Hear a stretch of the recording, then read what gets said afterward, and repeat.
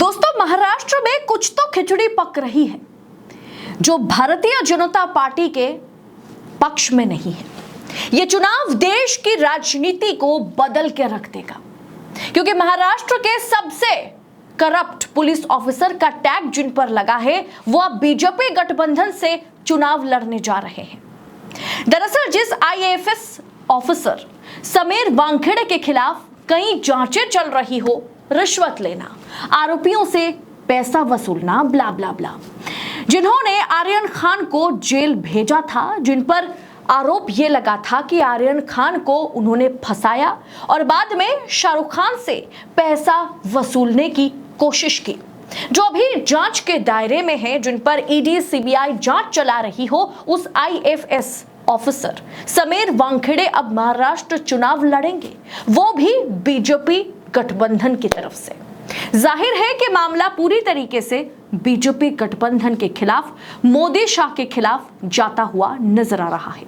महाराष्ट्र विधानसभा चुनाव में अब एक हाई प्रोफाइल ऑफिसर की एंट्री होने वाली है। शाहरुख खान के बेटे आर्यन खान के खिलाफ कथित ड्रग्स मामले में कार्रवाई से चर्चा में आए पूर्व एनसीबी अधिकारी, जो नारकोटिक ब्यूरो ऑफिसर हैं समीर वानखेड़े, अब चुनावी मैदान में उतर चुके हैं।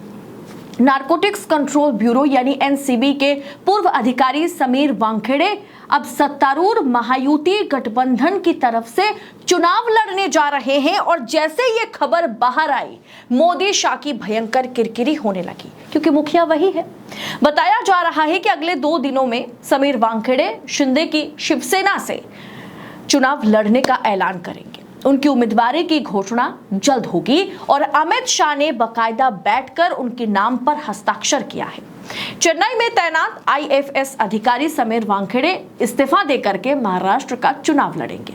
कुछ ही दिनों में शिंदे गुट वाली शिवसेना में वो शामिल हो जाएंगे और इसके बारे में जानकारी मोदी और शाह दोनों को है।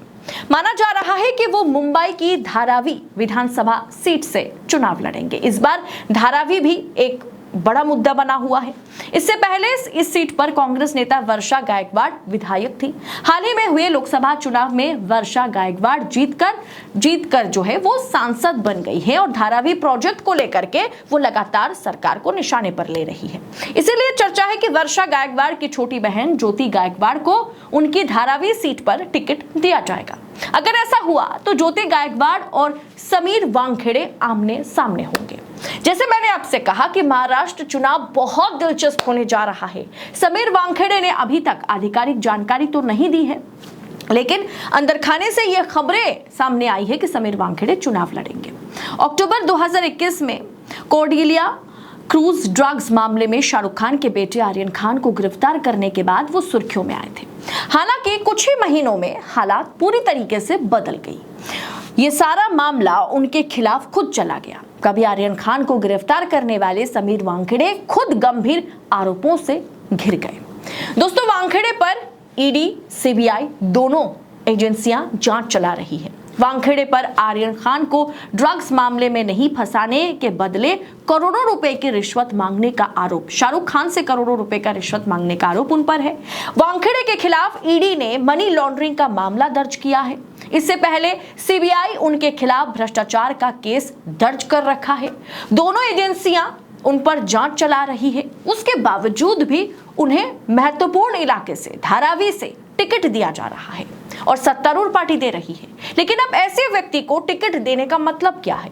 गंभीर आरोपों से जूझ रहे समीर वानखेड़े को अब जल्द आईएफएस पद से इस्तीफा देते हुए पॉलिटिक्स में उनकी एंट्री कराया जाएगा।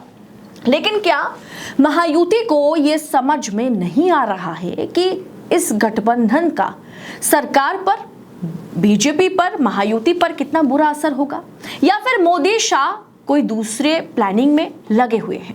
प्रियंका चतुर्वेदी, जो कि शिवसेना के सांसद हैं, उन्होंने लिखा, फ्रॉड सेना के फ्रॉड सेनापति तैयार हो रहे हैं चुनावी मैदान में उतरने के लिए, और सरकार की किरकिरी भी हो रही है।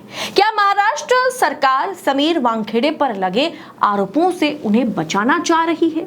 क्यों बचाना चाह रही है? क्यों उन्हें धारावी सीट ऑफर किया जा रहा है? समीर वानखेड़े जो आईएफएस अधिकारी हैं, जिन पर ईडी सीबीआई जांच चला रही है, ऐसे एक उम्मीदवार को क्यों सत्तारूढ़ पार्टी शिंदे गुट वाली शिवसेना मैदान में उतार रही है, ये बड़ा सवाल है। इसके पीछे वजह क्या है वो धीरे धीरे इसका खुलासा होगा। और समीर वानखेड़े को मैदान में उतारने के लिए ये कहा जा रहा है कि एकनाथ शिंदे ने बकायदा अमित शाह और मोदी की परमिशन भी ली है और वो हस्ताक्षर अमित शाह ने की है कि जी आप समीर वानखेड़े को धारावी या जो भी सीट होगा आप उस सीट से चुनावी मैदान में उतार सकते हैं। दरअसल समीर वानखेड़े को चुनावी मैदान में उतारना मतलब बीजेपी महायुति गठबंधन कहीं ना कहीं दुश्मनी मोड़ने के कगार पर पहुंच गया है। क्या इस गठबंधन को समीर वानखेड़े के चलते विवादित आईएफएस अधिकारी जिसे अब उम्मीदवार बनाया जा रहा है चुनाव में, क्या उनकी पॉलिटिक्स में एंट्री से, शिवसेना में एंट्री से, एकनाथ शिंदे वाली शिवसेना और बीजेपी गठबंधन में एंट्री से क्या बड़ी आफत आएगी मोदी शाह पर? क्या इसे आरएसएस मंजूरी करने वाली है? इससे कितना नुकसान बीजेपी को होगा, आपको क्या लगता है? समीर वानखेड़े जिन पर तमाम तरह के आरोप हैं, उन्हें क्यों चुनावी मैदान में बीजेपी गठबंधन उतारना चाहता है? आपको क्या लगता है? आप इस पर सोच क्या रखते हैं? कमेंट बॉक्स में अपनी राय हमारे साथ शेयर जरूर कीजिए। बाकी ऐसी तमाम खबरों को देश नीति आप तक पहुंचा सके इसके लिए चैनल को सब्सक्राइब करना बिल्कुल मत भूलिएगा। बहुत बहुत शुक्रिया आपका। जय हिंद, जय भारत।